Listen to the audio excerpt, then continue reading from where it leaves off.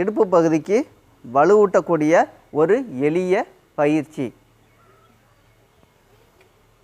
1 2 3 4 5 6 7 8 9 10 11 12 13 14 15 ஓய்வு சிறிது ஓய்வு. மீண்டும் ஒரு முறை அடுத்த வலது பக்கம் 1 1 2 3 4 5 6 7 8 9 10 11 12 13 14 15. நன்றி நன்றி நன்றி.